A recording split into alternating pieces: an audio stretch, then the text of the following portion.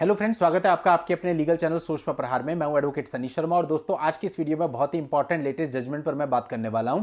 एक ऐसा जजमेंट जिसमें 498 की एफआईआर को इनिशियल स्टेज पे ही खत्म कर दिया गया, यानी कि शुरुआत में ही खत्म हो गई। तो आप में से बहुत सारे लोग होंगे जिन पे फॉल्स 498 हुआ होगा, अभी अभी एफआईआर दर्ज हुई है या कुछ समय हो गया या होने वाली है।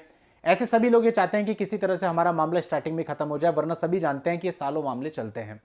तो दोस्तों ऐसे सभी लोगों के लिए जिनके साथ ऐसा हुआ है, ये वीडियो बहुत इंपॉर्टेंट होगा। इसमें मैं आपको वो सारे पॉइंट बताने वाला हूं जिनके आधार पे आपकी एफआईआर इनिशियल लेवल पे ही खत्म हो सकती है। तो वीडियो बहुत इंपॉर्टेंट होगा, वीडियो में आखिर तक बने रहिएगा। और यदि आपने अभी तक भी चैनल को सब्सक्राइब नहीं किया है तो चैनल को सब्सक्राइब करके नोटिफिकेशन बेल पर जरूर क्लिक कर लें, ताकि फ्यूचर में जब भी मैं आपके लिए इस तरह की वीडियो लेके आऊं उसकी जानकारी आपको सबसे पहले मिले। दोस्तों कल मैंने अपने एक वीडियो में लोगों को एक स्कैम के बारे में थोड़ा सा अवेयर किया था कि भाई यूट्यूब पे आपको सावधानी से चलना चाहिए। तो उसके बाद मेरे व्हाट्सएप मैसेज पे बहुत सारे लोगों के मैसेजेस आए और इस पर थोड़ी और जानकारी मांगी। तो दोस्तों मैं बहुत शॉर्ट में आपको बता देता हूं, आपको कंफ्यूजन हो रही है मैं समझ सकता हूं। तो दोस्तों यहां बहुत आसान है ये फाइंड आउट करना कि कौन जेन्युइन है कौन जेन्युइन नहीं है। मैं आपको बस छोटे से शॉर्ट में कुछ डिफरेंसेस बता रहा हूं, उससे आप गेस कर सकते हैं। जो भी जेन्युइन क्रिएटर यूट्यूब में होगा वो कभी भी आपसे खुद कॉन्टेक्ट नहीं करेगा, यदि आप उससे कॉन्टेक्ट करेंगे तभी वो आपको उसका रिप्लाई देगा। सेकंड डिफरेंस ये होता है दोस्तों, जो जेन्युइन बंदा होता है वो कभी भी आपको पैसे के लिए फोर्स नहीं करता। वो आपको एक बार अपने चार्जेस बताएगा, आप देते हैं ठीक, नहीं देते हैं तो ठीक। लेकिन जो फ्रॉड बंदा होगा, स्कैमर होगा, वो अगर आपको चार्जेस बताता है और आप चार्जेस नहीं देते तो बार बार आपको इंसिस्ट करेगा कि मेरे चार्जेस डलवाओ, और आपको फोर्स करेगा कि किसी तरह से पैसा आ जाए। इसके अलावा दोस्तों जो जेन्युइन क्रिएटर होता है कहीं पे भी आपको कभी कोई लिंक नहीं भेजेगा, कोई इस तरह की चीजें नहीं भेजेगा, लेकिन स्कैमर ये सारे काम करेगा। अगली पहचान दोस्तों ये होती है, जो जेन्युइन क्रिएटर होता है वो अपने वीडियोज में आपको इंफॉर्मेशन देगा, वो किसी की बुराई नहीं करेगा। लेकिन जो स्कैमर होगा वो हमेशा दूसरे की बुराई करेगा, दूसरे को गलत और खुद को सही बताएगा। इसके अलावा दोस्तों अगली पहचान ये होती है कि जो जेन्युइन क्रिएटर होगा उसके बारे में आप सब कुछ जानते हैं। जैसे फॉर एग्जांपल लीगल चैनल्स की बात करें या जितने भी क्रिएटर हैं जिनके वीडियोज आप देखते हैं, आप सबको पर्सनली जानते हैं, सबका चेहरा आपने देखा हुआ है, सबके बारे में आप जानते हैं, आपको पता है। फॉर एग्जांपल मेरे ही चैनल की बात कर ले, आप मुझे जानते हैं कि भाई ये सनी शर्मा है, आप ये जानते हैं मैं कहां से बिलोंग करता हूं, आप ये जानते हैं मैं कहां प्रैक्टिस करता हूं। आप में से बहुत सारे लोग मेरे ऑफिस में मिलने आ चुके हैं, इवन मेरे घर पे भी आ चुके हैं।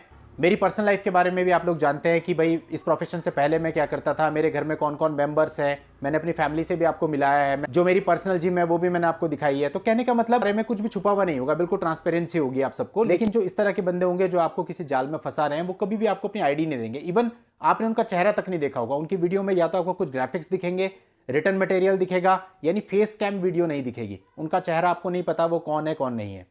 बाकी दोस्तों चैनल विजिट करके भी सब कुछ पता चल जाता है, क्योंकि देखिए यूट्यूब है, ये इतना बड़ा प्लेटफॉर्म है आज के समय पे कि यहाँ पे अगर आपको सर्वाइव करना है तो आपको जेन्युइन होकर चलना पड़ेगा। यदि आप जेन्युइन होकर नहीं चलते तो लॉन्ग टर्म आप इस पे सर्वाइव नहीं कर सकते हैं।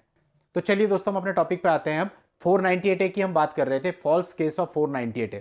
अब दोस्तों इस मामले में जो एफआईआर दर्ज हुई वो 498A, 323, 294B, 114 IPC and 3,7 dowry prohibition act में दर्ज हुई। अब दोस्तों जो हस्बैंड साइड थी वो इस एफआईआर की क्वेश्चनिंग के लिए हाई कोर्ट में मूव कर गई।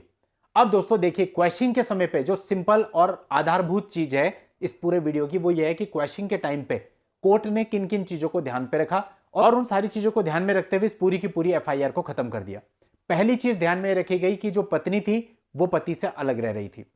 सेकेंड चीज ध्यान में रखी गई, जिस दिन पत्नी अपना सेपरेशन दिखा रही है उससे जस्ट एक दिन के बाद पति हॉस्पिटल में एडमिट हुआ और जब उसे डायग्नोस किया गया तो पॉइजन पाया गया कि उसने पॉइजन खा लिया था।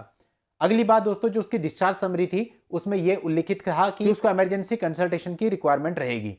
अगला पॉइंट दोस्तों, क्वेश्चन के लिए कोर्ट ने यह देखा कि 5 सितंबर 2018 से पत्नी अलग रह रही है। 6 सितंबर 2018 को पति हॉस्पिटल में एडमिट हुआ। इसके बाद 3/11/2018 को एफआईआर दर्ज हुई, यानी जो एफआईआर दर्ज हुई वो भी लेट एफआईआर दर्ज हुई है। अगला दोस्तों पॉइंट जो कोर्ट ने देखा वो ये देखा कि पत्नी ने अपनी कंप्लेंट में कहा था कि उससे बार बार डाउरी मांगी जाती है। अब कोर्ट ने यह कहा कि जब आपसे बार बार डाउरी मांगी जाती थी तो इतने समय से आपने इसकी कंप्लेंट क्यों नहीं करी। अगला पॉइंट दोस्तों कोर्ट ने जो ऑब्जर्व किया वो ये किया कि जो ये इंसिडेंट है ये पूरा इंसिडेंट सूरत का बता रहे हैं, लेकिन जो एफआईआर दर्ज हुई है वो अहमदाबाद में दर्ज हुई है। नेक्स्ट पॉइंट, कोर्ट ने देखा कि जितने भी एलिगेशंस इसमें बताए गए हैं वो नेचर में सारे के सारे जनरल एलिगेशंस हैं। इसके अलावा दोस्तों बताया गया कि सूरत में लड़की ने कभी भी कोई भी एफआईआर दर्ज नहीं करी।